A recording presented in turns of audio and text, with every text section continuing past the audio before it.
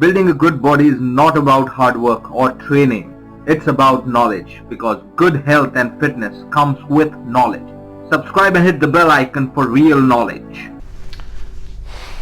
Hello everyone, नमस्कार, आदाब, सत श्री अकाल। कैसे हैं आप दोस्तों? मैं हूं डॉक्टर परमजीत, आप देख रहे हैं डॉक्टर एजुकेशन। दोस्तों, ये बात हो रही है हमारी साइंस ऑफ एक्सरसाइज कैसे बनेगी बॉडी सीरीज में। हमने आपको बहुत सारे वीडियोस दिए हैं, हमने बहुत सारे टॉपिक्स, हमारे main macros, protein, carbs, fats और फोर्थ फॉरगॉटन मैक्रो पानी के बारे में बताया। लेकिन उसका एक सब पार्ट है, बहुत ज़रूरी चीज़ है, इलेक्ट्रोलाइट्स। अगर मैं आपसे कहूं कि अगर इलेक्ट्रोलाइट्स को आप नहीं समझोगे, इंपॉर्टेंस नहीं दोगे, और अगर आप एक एथलीट हो, लंबी एक्सरसाइज करते हो, तो लिटरली ये आपकी जान के लिए भी बहुत हानिकारक हो सकता है, जानलेवा बात हो सकती है। तो इसको समझना ज़रूरी है। इलेक्ट्रोलाइट्स को क्यों, अभी 5 मिनट में पता चल जाएगा आपको। समझिए, देखिए, जब आप एक्सरसाइज करते हैं आपका निकलता है पसीना, और जब आप घंटों एक्सरसाइज करते हैं, घंटों, आवर्स ऑफ एक्सरसाइज, तो पसीना निकलता है ज़्यादा।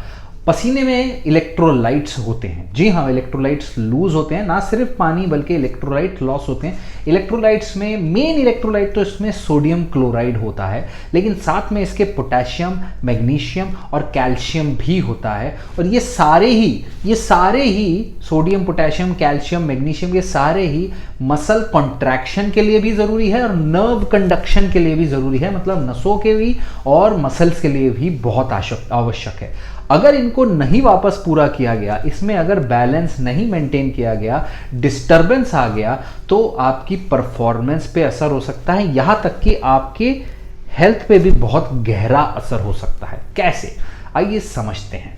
देखिए, जब आप बात करेंगे पसीने की, तो पसीने में जो सोडियम क्लोराइड की मात्रा है वो बहुत वेरी करती है। किसी में वो 0.2 ग्राम पर लीटर से लेके 12 ग्राम, 12.5 ग्राम से भी ऊपर हो सकती है पर ग्राम पर लीटर पसीने में, बिल्कुल हो सकती है। डिपेंड करेगा कि बॉडी कैसे अडेप्ट करती है। हमने पिछले वीडियोस में आपको समझाया था कि जैसे जैसे आप गर्मी में एक्सरसाइज करते रहते हैं, आपकी बॉडी पसीना ज़्यादा बनाती है, लेकिन उसके अंदर इलेक्ट्रोलाइट्स को कम कर देती है, इलेक्ट्रोलाइट्स बचाती है, अडेप्ट करती है और पसीने का थ्रेशोल्ड भी कम करती है। दैट इज हाउ ये इतना वेरी करता है। लेकिन इलेक्ट्रोलाइट्स वेरी करते हैं लेकिन लूज होते हैं। तो अगर आप इंटेंस एक्सरसाइज कर रहे हो घंटों के लिए, मान लीजिए आप स्पोर्ट्स में हैं, आप खेलते हैं फुटबॉल या ऐसी कोई एक्सरसाइज कोई गेम जिसमें लंबा गेम है और लंबा दौड़ना भागना हो रहा है घंटों के लिए, 1 घंटा, 2 घंटा, 3 घंटा, 4 घंटा, ऐसी आप एक्सरसाइज ट्रेनिंग कर रहे हैं, या आप पुलिस में, आर्मी में हैं, ऐसा भागना दौड़ना पड़ रहा है आपको, और आपको पता है आपने पसीना बहाया, आपको पानी चाहिए, आपने पानी पिया, लेकिन आपने सिर्फ पानी पिया, आपने ओनली वाटर पिया, एक्सेसिवली पिया, दबा के पिया, पानी ही पानी। तो ऐसे केस में या पानी पिया या सिर्फ पानी पिया, या फिर आपने इलेक्ट्रोलाइट्स नहीं लिए जितने लेने चाहिए, तो ऐसे केस में भाई साहब आपके शरीर में जो ब्लड है, प्लाज्मा है, उसके अंदर जो सोडियम कॉन्सेंट्रेशन है वो डाइल्यूट हो जाएगा, कम हो जाएगा। उसे कहते हैं हाइपोनेट्रीमिया। ये जानलेवा खतरनाक चीज़ है, क्योंकि अगर 130 के नीचे, 135 के ऊपर होता है नॉर्मल, 130 के नीचे जाता है तो 130 या 130 के बेसिकली, तो 130 के नीचे जाता है तो हाइपोनेट्रीमिया होता है।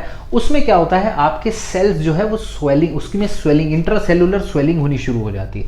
उसमें कोई दिक्कत नहीं, वो ठीक हो जाएगा जैसे ही आप इलेक्ट्रोलाइट्स लेंगे। लेकिन ये अगर कंटिन्यू रहा, आपने सिर्फ पानी पिया, इलेक्ट्रोलाइट्स नहीं लिया, उसको ठीक नहीं किया, और 125 के नीचे चला गया ब्लड सोडियम, तो फिर आपको हेडेक होना शुरू हो जाएगा, आपको नॉजिया, वॉमिटिंग होना शुरू हो जाएगा, आपके मसल्स में क्रैम्प्स आने, आपके हाथ पैर में सूजन आनी शुरू हो जाएगी, आप रेस्टलेस हो जाएंगे, आप डिसओरिएंटेड हो जाओगे, चक्कर भी आ सकता है आपको। जी हाँ, तो ये लेवल 125 के नीचे सोडियम सही बहुत ज़्यादा खतरनाक है। और अगर और कम हो गया, 120 के नीचे चले गया, तो आपको बहुत खतरनाक रिस्क है।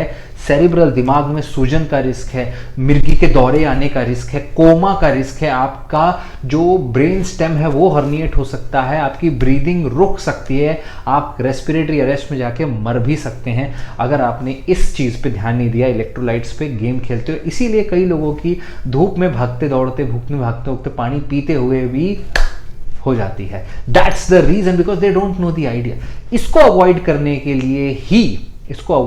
के लिए ही आपको फ्लूइड जो लेना चाहिए वो हमेशा याद रखिए कि जितनी भी पसीना आ रहा है उससे ज़्यादा पानी नहीं पीना है।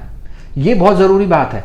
जितना पसीना आ रहा है एक्सरसाइज में उससे ज़्यादा पानी नहीं पीना। इसलिए लास्ट टाइम जैसे हमने बताया था आपको बॉडी वेट चेक करना है तो 2% से नीचे आपका बॉडी वेट कम नहीं होना चाहिए एक्सरसाइज के बाद। तो एक आपका बॉडी वेट बढ़ना भी नहीं चाहिए। ये नहीं कि पसीना आया नहीं, आप घपाघप पानी पिए जा रहे हैं और ज़्यादा बॉडी वेट बढ़ गया एक्सरसाइज के बाद। एक्सरसाइज के बाद बॉडी वेट कम होना चाहिए। अगर बढ़ रहा है that means you are drinking a lot of water, तो पानी ज़्यादा हो गया, इलेक्ट्रोलाइट्स तो पसीने में निकल रहे हैं, सो आप बेसिकली हीमोडाइल्यूशन करोगे, वहाँ पर आपका सोडियम लेवल डिसबैलेंस होगा। चाहे टेम्परेरी होगा कि आप बाद में कुछ खा लोगे, चाहे आप जाके कुछ सोडियम वाली चीज़, नमक वाली चीज़ खाना खा लिया, उसमें भी नमक होता है, लेकिन वो टेम्परेरी होता है। अगर मान लो आपको खाने को नहीं मिला, आप बाहर कहीं है, तो फिर दिक्कत हो सकती है, ऐसी ही चीज़ लंबी खिंच गई। तो ये एक बात बहुत ज़रूरी है और इसके लिए ही स्पोर्ट्स ड्रिंक बनाए गए हैं। छोटी सी एक्सरसाइज में तो ज़रूरी नहीं है, लंबी एक्सरसाइज जब आप करते हैं, घंटों एक्सरसाइज करते हैं, 1 घंटा 45 मिनट से ज़्यादा इंटेंस वर्कआउट, तब आपको जो रिहाइड्रेशन करना है वो स्पोर्ट्स ड्रिंक से करना है, क्योंकि उसमें इलेक्ट्रोलाइट्स भी होते हैं और इलेक्ट्रोलाइट्स बहुत ज़रूरी होते हैं आपके शरीर के लिए। तो ये हुई बात, बहुत ज़रूरी बात इलेक्ट्रोलाइट्स की। नेक्स्ट वीडियो में मैं आपको बताऊंगा कि एग्जैक्टली फ्लूइड रिकमेंडेशन क्या बोलती है स्पोर्ट्स साइंस की, कि स्पोर्ट्स खेलते हुए, एक्सरसाइज करते हुए या बॉडी बनाते हुए जिम में आपको कितना पानी पीना चाहिए और कब कब पीना चाहिए। Stay connected, stay healthy.